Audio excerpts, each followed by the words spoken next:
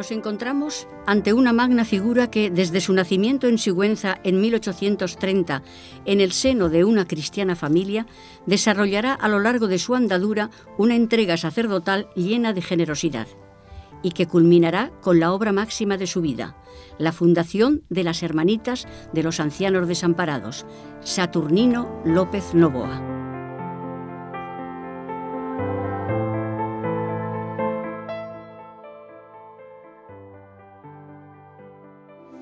Su infancia quedó marcada por el dolor del fallecimiento de su madre. Es entonces cuando, acogido por el calor familiar de doña Manuela Bueno Pico, persona que será clave en la vida del futuro fundador, se traslada a Berlanga, donde don Basilio, único hijo de tía Manuela, era magistral de la colegiata. Allí germinará en su alma la flor temprana de la vocación sacerdotal, fomentada por el ambiente cristiano en que vive y alentada por el testimonio de su tío sacerdote. Junto a don Basilio Gil y Bueno se desplegará la fuerte personalidad de Saturnino, que posteriormente compartirá con él anhelos y esperanzas cuando sea nombrado deán de la Catedral de Barbastro y posteriormente obispo de Huesca. Pero no solo su vocación nace en estos años. A través de la educación y el ejemplo de tía Manuela, descubre la virtud de la caridad para con los pobres, a quienes aprende a identificar con Jesucristo. Le debo los sentimientos de caridad para con los pobres. Con ella daba limosna de pan todos los viernes a cuantos iban a recibirla, y yo era su confidente para el reparto de otras clases de limosnas. Me acostumbró de tal manera a tener amor a los pobres que yo no tenía otros amigos que dos muchachos muy pobres y procuraba guardarles todo cuanto podía y me daban en casa.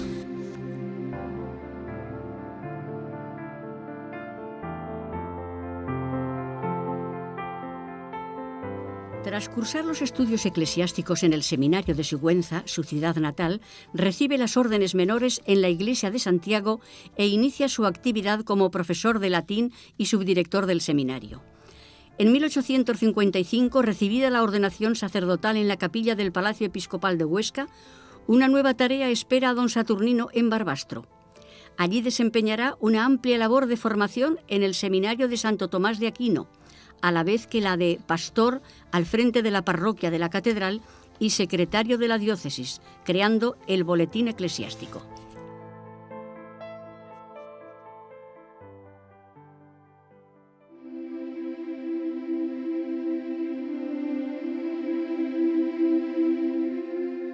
La ciudad de Huesca, que en 1862 acogió a don Saturnino López, seguía tal como había quedado configurada en la Edad Media: ciudad agrícola, episcopal y monacal. Don Basilio Gil y Bueno, su ilustre deudo, es promovido a la sede episcopal de Huesca. Don Saturnino tendrá que seguirle y, al lado del nuevo obispo, desempeñar las funciones de secretario de Cámara y Gobierno. Poco después, en 1864, cuando solo contaba 34 años de edad, será elevado a la dignidad de chantre de la Santa Iglesia Catedral, convertido así en el Cabildo de Canónigos y en la diócesis oscense en una de las primeras figuras y, desde luego, consolidada su posición de hombre de confianza del obispo. Será realmente la mano derecha de su tío, que encontró en él un fidelísimo y eficiente colaborador y prudente secretario.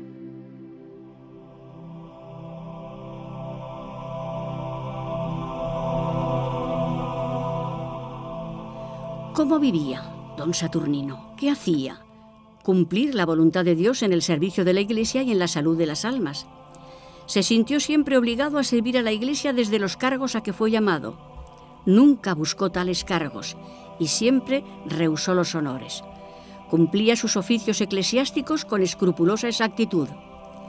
En sus cartas encontramos valiosos testimonios de su empeño por la asistencia a coro, sin la excusa de sus funciones diocesanas. Ello no es más que un ejemplo, pero muy significativo. En sus obras de celo lograba multiplicarse. Fue esclavo del confesionario, era gran predicador desde el púlpito, tenía para ello excelentes condiciones, y director muy buscado para ejercicios espirituales. Promovió la fundación y animó diversas asociaciones piadosas y caritativas. Escribió para ellas reglamentos, dictó normas orientadoras, incluso redactó algún devocionario. Se empeñaba en todo aquello que podía ayudar a convertir las asociaciones religiosas y caritativas en una realidad viva. La formación de los seminaristas era otro de sus entusiasmos. El obispo don Honorio María de Onaindía le nombra miembro de la Comisión de Disciplina y Administración Espiritual del Seminario de la Santa Cruz y le pide redacte sus constituciones, trabajo que cumple con la seriedad y rigor en él caracterizados. Hombre de fe profunda, de ciencia y virtud, pretenderá que la formación de los seminaristas esté bien cimentada con los estudios teológicos y con una rica formación humana y científica. Para ello adquiere en París un laboratorio de física y química con las últimas tecnologías que dona al seminario.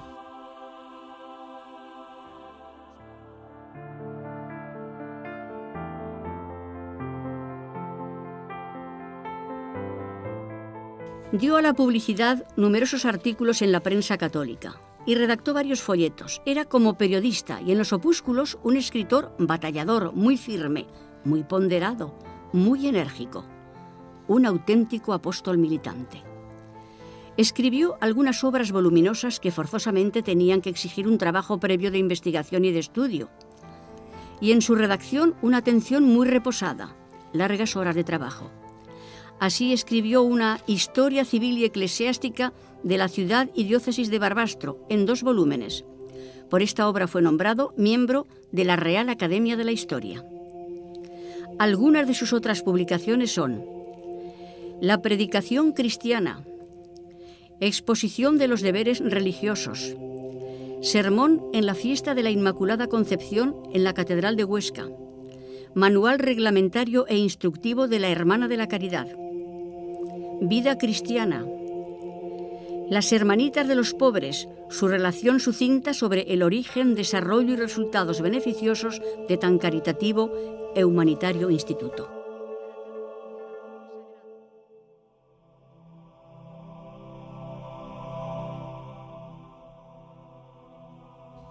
Tras el fallecimiento en Roma de su tío el obispo de Huesca, una vez cumplidas con él todas las obligaciones de justicia y caridad, quedó don Saturnino más libre y desligado de los asuntos eclesiásticos de tipo administrativo, pudiendo así entregarse de lleno a deberes ministeriales y actividades apostólicas y caritativas, en consonancia con su celo por las almas.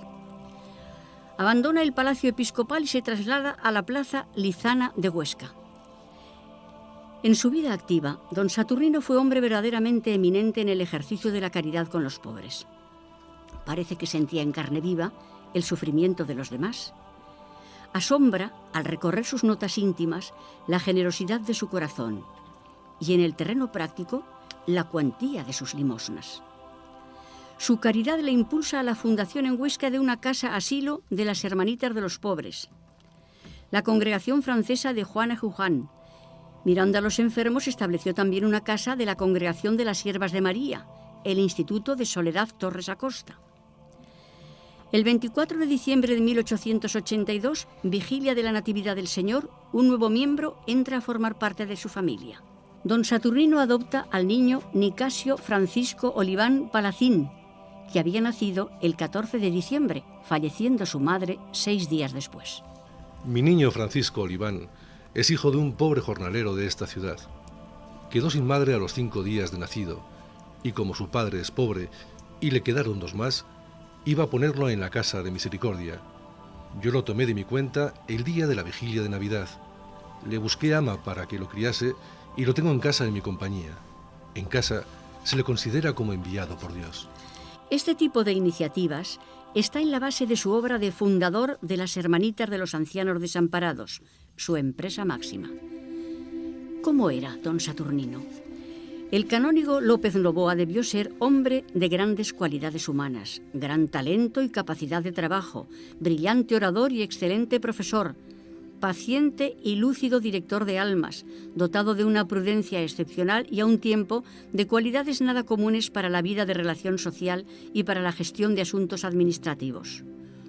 Hombre muy ordenado en su vida personal y en su trabajo público, aparece históricamente como responsable hasta la meticulosidad, con sentido muy acusado de las exigencias del derecho y conocedor al mismo tiempo de los imperativos de la vida humana.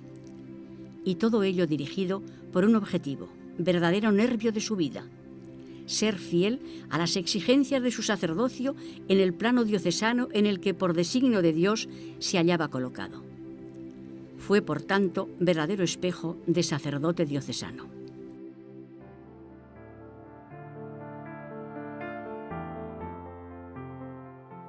Era por vocación íntima un contemplativo llamado al retiro, con tendencia irresistible a entregarse plenamente a una vida de oración para llenar su anhelo de unión con Dios.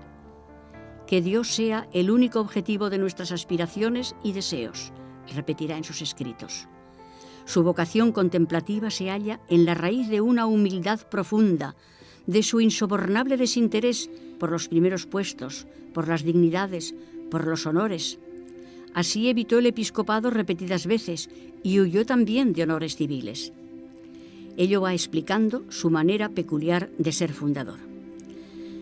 En su obra El Manual de la Hermanita, dedica un epígrafe a la excelencia de la vida compuesta de la activa y contemplativa, legando en herencia a su congregación su llamada a la contemplación, vocación que le acompañará toda su vida, cuidando su vida interior y buscando distancia para que las urgencias no lo devoren. La humanidad de Cristo constituirá el centro de su vida. Esta caridad que contempla y de la que se alimenta incidirá de modo decisivo en su sentido de la caridad al prójimo y dará luz a su radical entrega a los pobres. Así don Saturnino adquiere una fuerza, un sentido de la misericordia muy superior y muy diferenciado de lo que podía ser un sentimiento de tierna compasión humana. Siente la miseria física y siente, cuando se da, el vacío espiritual de las almas y busca rehacer en ellos la imagen de Dios.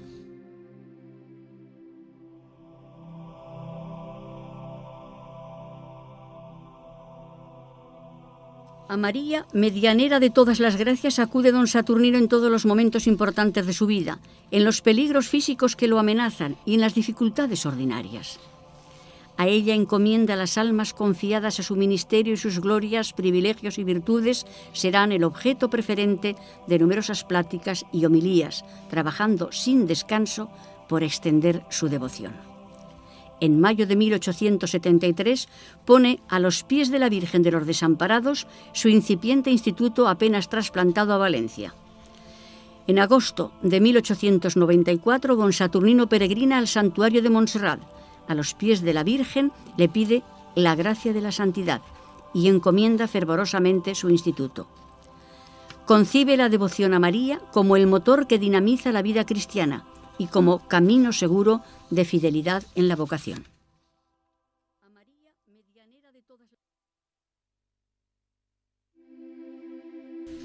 López Novoa, como depositario de un carisma fundacional, recibe la inspiración del Espíritu a través del contacto con los pobres, como sacerdote en Barbastro, y del conocimiento concreto y personal de la pobreza en distintas etapas de su vida. Una de las cosas que más me afligía durante los años que fui capellán mayor y cura principal de Barbastro era el considerar el abandono y miseria de muchos ancianos pobres. ¿Quién pudiera, me decía a mí mismo, socorrer y aliviar la triste situación de estos pobres? Me ocurrió varias veces la idea de cuán buena sería la fundación de un instituto caritativo a cuyo cargo estuviera el cuidado de estos desamparados, pero se me ofrecían dificultades e inconvenientes que por aquel entonces no podía superar. Mas llegó el año 1870 y, habiendo fallecido en Roma mi señor tío, don Basilio Gil y Bueno, y libre ya del cargo de secretario que le venía sirviendo, me resolví a realizar la fundación del instituto, que era mi sueño dorado. La empresa más notable y de mayor alcance en la Iglesia, entre las que inició y animó el canónigo López Novoa, fue la fundación de las Hermanitas de los Ancianos Desamparados. Germinó la idea de la fundación en su clara inteligencia, prendió en su corazón caritativo y se lanzó a realizarla con voluntad firme, a pesar de su aparente timidez y de su empeño en vivir oculto. Reunió las primeras jóvenes, redactó las constituciones, tomó la iniciativa de la fundación de la primera casa en Barbastro, la ciudad episcopal en la que con tanto celo había trabajado ministerialmente. Realizó personalmente las gestiones en forma decisiva para el traslado a Valencia de las primeras hermanitas y para la adquisición del antiguo convento de Santa Mónica de Agustinos Recoletos para casa madre de la congregación. Pero don Saturnino no vivió nunca al lado de las hermanitas sus hijas, ni pudo tener una dirección inmediata, casi doméstica, del instituto por él fundado. ¿Por qué?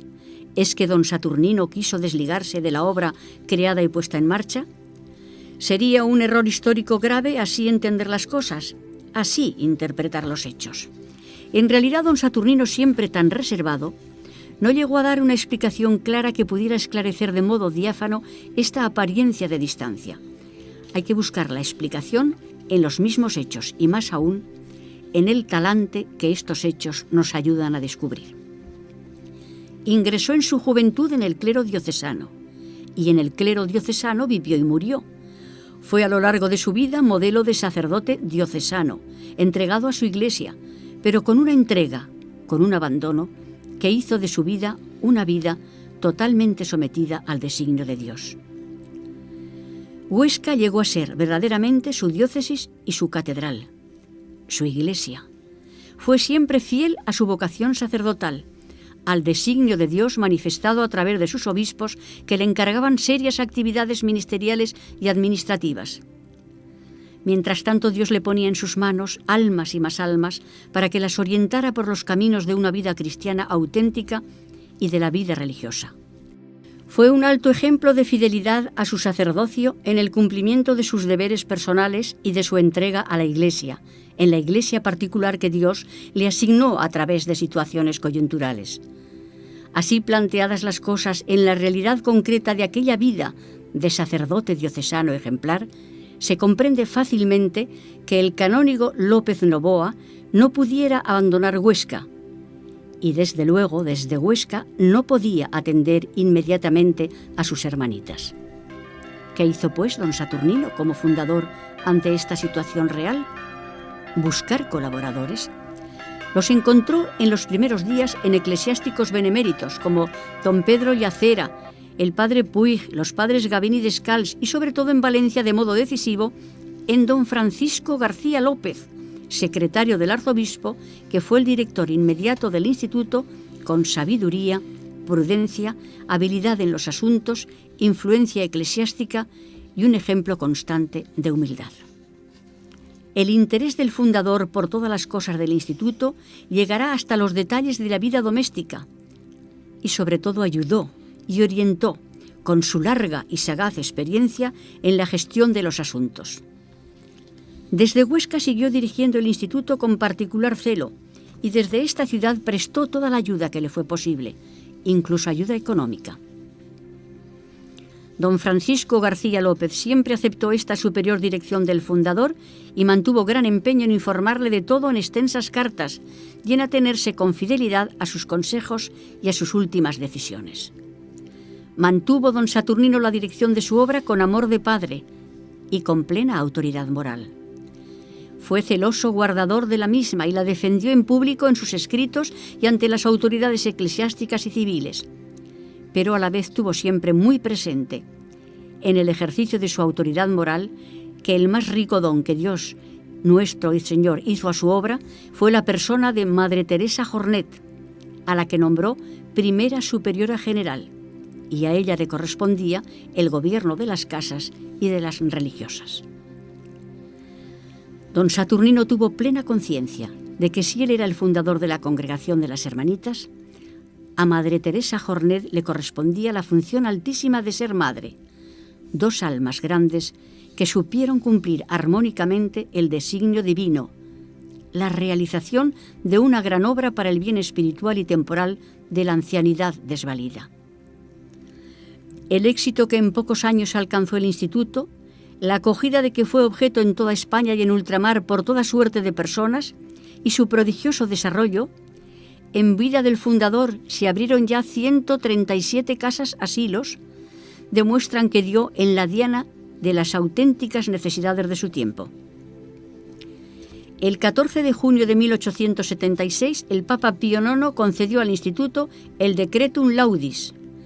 León XIII, el 24 de agosto de 1887, aprueba y confirma la congregación religiosa fundada por el chantre de Huesca. El 21 de agosto de 1897, León XIII otorga la aprobación de las constituciones. Gracias sean dadas a Dios por tan señalado favor de la aprobación del Instituto por la Santa Sede, pues con ello tenemos una prueba más de la especial bondad con que el Señor la protege. Poco después, Madre Teresa Jornet, primera superiora general, entrega su alma a Dios, el 26 de agosto a los 54 años.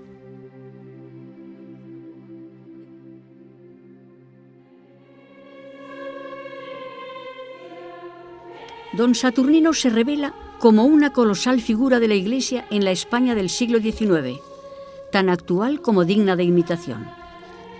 Su recuerdo permanece entre nosotros. La ciudad del Vero rememora su valiosa publicación Historia de Barbastro, convocando cada año los premios de investigación López Novoa. Huesca y Sigüenza inmortalizan su paso con la dedicación de una de sus calles. Pero si es novedosa en el siglo XIX su opción por los ancianos, más originales son las motivaciones profundas que él sitúa en la base de la dedicación exclusiva de su instituto al servicio de la ancianidad desvalida.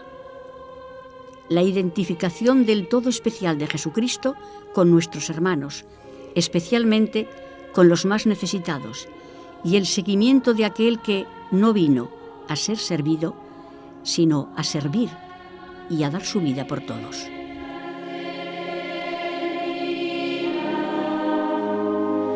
Sí.